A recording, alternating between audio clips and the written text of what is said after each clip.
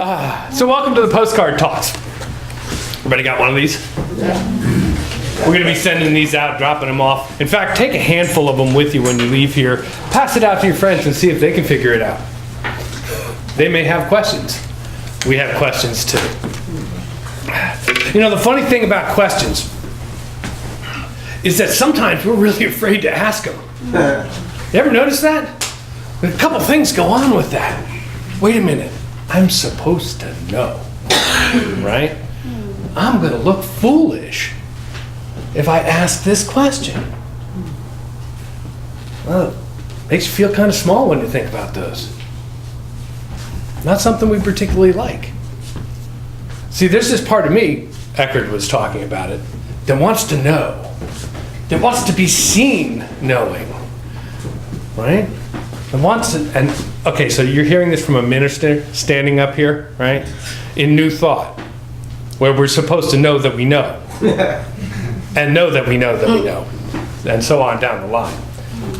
So to say, I don't know, can be terrifying. Right? But let's take a look at that. It can also be freeing. I don't know. Okay. Do you guys know what's around Alpha Centauri? No. I don't know. Let's take a look at how big this place we're living in is. Okay? We have a universe, we call it. In New Thought, we call it the universe. But in reality, what we know of the universe is, actually the term was originally the known universe. Because we can only see so far. Even with all of our technology and all of our ability to see, to postulate what there is out there that we can possibly see. And I will not use the Hubble, because I always use the Hubble telescope. But if you're interested, go look up the Hubble telescope at NASA and look at the pictures they're taking and tell me that you know. So there are things we can't know. The known universe is expanding so far. Right now, it's going to be beyond our ability to see all of it very soon. In a galactic sense, you know, a couple 100 billion years. We won't be able to see the rest of the galaxy, so it'll be moving too far away. What this I don't know is about, these questions that we're afraid to ask, is the ones that we think will make us look foolish. The ones that we think will harm our reputation. What other people think of us. So let's just let go of that for a moment, because there are some questions we can ask that are really, really helpful. See, if we can get to the place where I don't know is the freedom, and I'll give you a brief little story of my own. There was a point in my life where I knew everything. I was about 30, and I knew absolutely everything. You guys ever remember the show Cheers from back in the 90s? Some of you younger folks won't remember that unless you stay up late at night watching Nick, right? There was a guy in the end of the bar named Cliff. And Cliff had an answer for everything. An opinion on everything. That was me. I was the guy on the end of the bar who had an answer for everything. You told me what you did, and within 30 minutes I was the expert who was telling you how to do it. Honest. I thought I needed to know. One day I found myself in a very desperate situation that said, I don't know. And it was the most freeing thing in my life. It changed my entire life to be able to say, I don't know. Maybe I should ask a question.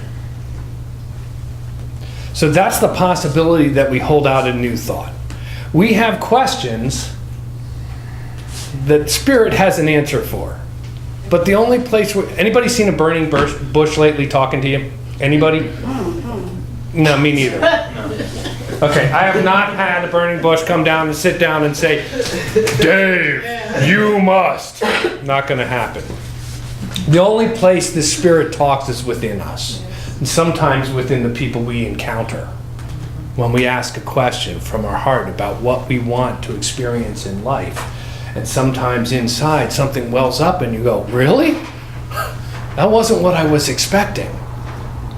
Or perhaps it really resonates with you and it says, wow, I would just love to do that, to be that. to experience that. And it has this drawing magnetism in this idea that comes into your being that just moves your entire life into a different way of being. And you follow it with your heart and your soul, and all of your thoughts wrap around it, and one day you look back and say, how could it have been any other way? That's the soul purpose coming forward to move you into a new and greater experience of life. So, New Thought, and New Thought Philly in particular, we're all about being practical. So we're going to go through a couple of things about the practical way to bring that idea forward. These were given to us by a friend, Robert McDonald, who you can look up if you want. But in the meantime, he's got 4 questions to ask. Since we're talking about we have questions too. The first one is, do you want the experience that you're having now? Real simple question. Doesn't have to be the entire experience. You could parse it out into little pieces of your life. Do I want that experience in this part of my life now? Everybody here fully satisfied with every part of their life? Y'all need to be in Beyond Limits.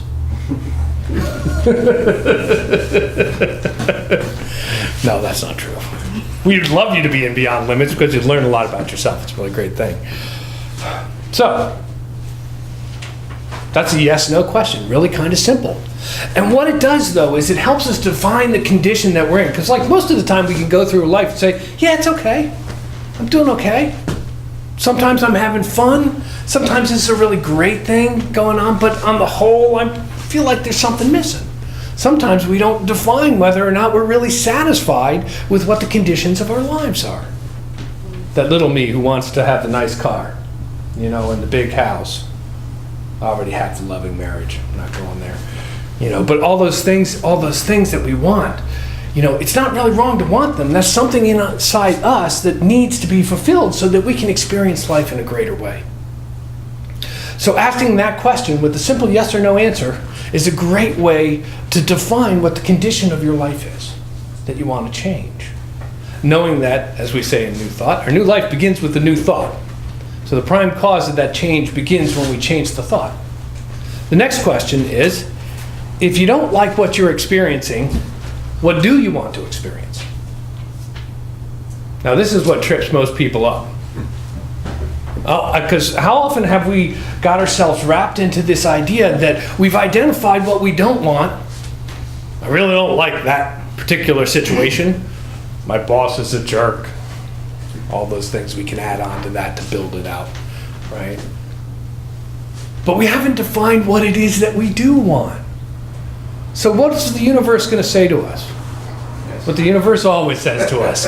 Yes, you can have that misery that you're wallowing around in that particular area of your life and continue to wallow around in it because guess what? You haven't asked for anything different. So that question of what do you want is really important because then you can identify it. Well, I want to experience this way instead. I want to be happy. I want to be joyous. I want to be prosperous. I want to be vitally healthy. I want to have deep and meaningful relationships. I want to have creative expression in my life that I enjoy doing.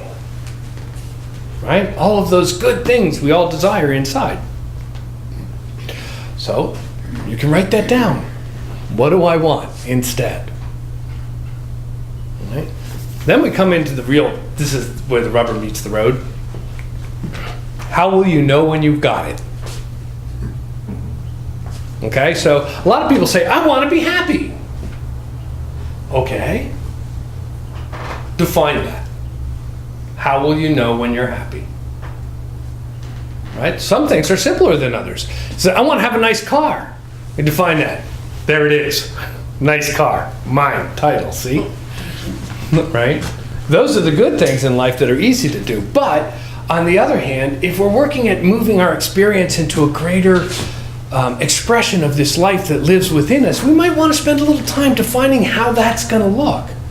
Because the universe is going to say what to it? Yes. Yes. So if it's kind of misty, you're going to get a kind of misty response. If you know what it is that you're setting an intention for, You can move into that and experience that specifically. Now, it may not be the end of where you want to go with your intention setting. Right? Let's go back to that first question. Is everybody fully, completely satisfied with every area of their life right now? Okay, so there's room for improvement. Even when you get what your deepest heart's desire is going to be, there's going to be room for improvement, because that's the nature of being a human being. We get to where we think we want to be, and we grow, and we find that we need to grow more. We need to become deeper in our expression of everything that can be in our lives. Everything that's moving towards expressing itself through us. The light that we are to be here and shine in this world right now is waiting to appear. It's waiting to appear through you. So you're never going to be at the place where you're fully expressed. Well, maybe you will. It's happened. Most people it has happened to have been identified as the leaders of major religions in the world. You know, enlightenment does happen. And it could happen to you. There's nothing different between you and those who are enlightened. Just a willingness to accept that. And for that to be the intention that you want to have experience in your life. So, once we have identified whether or not we want what we have, we've identified what we'd want instead if we didn't want what we had, and we've decided how we know we're going to get it. And I suggest if you're going to do this in your life, that you be really specific and concrete as you possibly can about what that's going to look like. Because what I have discovered in doing this particular little process with the questions is, half the time, I'm already there. I just didn't know it. Because I didn't take stock of the situation that matched up with I knew this is what I say that's going to be when I get there. And then I look around me and say, oh wow, I actually already have that. Done deal! Let's go celebrate! Find something else to work on. And finally, the last question that's really important in this is, what's stopping you from having it right now? Now, there could be real conditions that need to be altered for you to get into the next level of this experience, for this thing to become part of you, to become an expression through you. That's the reality that we live in. There are conditions. We don't deny them. All we say is that you can rise above them. You can look them in the face and know something better. And in knowing that something better, that's the intention that the universe is saying yes to. That's what's going to come about in your life. Okay? If the other things are, sometimes they're internal blocks that we have. Things like fear. I'm not worthy. Anybody ever get that one? No. Nobody ever has worthiness issues. We're a New Thought community. We are all happy and clappy. We are fully developed and enlightened, loving beings. We get everything we want like that. No, I mean, you know, if you got some beliefs to work on, there are many ways to work on them. The first is to take the attitude that I can change my beliefs by changing my thinking. And how do we do that around here? Practical prayer. Yes, that's right. Start by praying. Set your intentions. Do affirmations. Do whatever you have to do to remind yourself that you are indeed worthy, by right of inheritance, yes, to receive the good that you were looking for. The only thing blocking that good from being in your life is your own unwillingness to accept it and receive it. That's okay. We all got to start where we are. You know, so don't down yourself on it. We all start where we are, but we can be someplace better. We can be someplace new. We can be someplace great. I invite you to. Look at your blocks and let go of them. You know? If you really want to do the hard way, go to 7 years of psychotherapy. That'll identify what the problem is. And then you'll have to change it again. Or you can just come to a New Thought class and learn how to change your thinking. Yes. That's an easier way to do it. Okay, so what's next? That's the last question. What's next? And I invite you to go into your week asking what's next. And put those 4 questions into your life. And see how your life begins to change. Because you're going to recognize that you already got 3/4 of what you want. You may not want another little bit of the stuff that you thought you did. And when you identify the last bit that you want, and how you want it and the way you want it to show up in your life and how you'll know you have it, then you will. It's that simple.